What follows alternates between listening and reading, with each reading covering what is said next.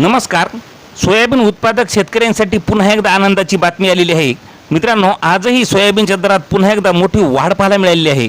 मग कोणत्या बाजार समितीमध्ये किती रुपयाची वाढ पाहायला मिळाली पहा शेवटपर्यंत व्हिडिओ मित्रांनो. पण अजून चॅनलला सबस्क्राईब केलं नसेल तर सबस्क्राईब करा, कारण असे दररोजचे बाजारभावाचे व्हिडिओ आपल्याला पाहायला मिळतील. पहिली बाजार समिती आहे वाशिम. आवक आली आहे सोयाबीनला 3000 क्विंटलची. कमीत कमी दर मिळाला आहे 6530 रुपये. सर्वात जास्त दर मिळाला 6900 रुपये.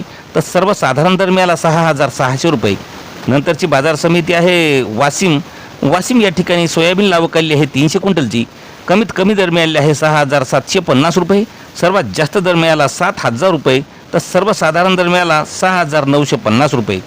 यानंतरची बाजार समिती भोकर या ठिकाणी पिवळ्या सोयाबीनला आवक आली आहे 2 क्विंटलची. कमीत कमी दर मिळाले आहे 6300 रुपये. सर्वात जास्त दर मिळाला 6460 रुपये.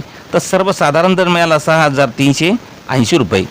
यानंतरची बाजार समिती आहे हिंगोली खानेगाव नाका. आवक आलेली आहे सोयाबीनला 56 क्विंटलची. कमीत कमी दर मिळाले आहे 6400 रुपये. सर्वात जास्त दर मिळाला 6650 रुपये. तर सर्वसाधारण दर मिळाला 6525 रुपये.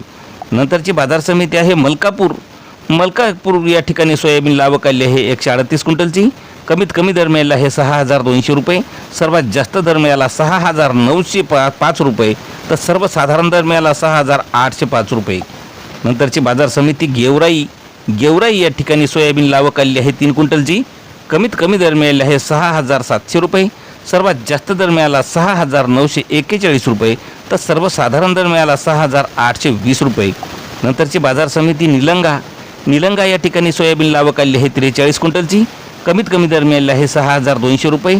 सर्वात जास्त दर मिळाला 7000 रुपये. तर सर्वसाधारण दर मिळाला 6500 रुपये.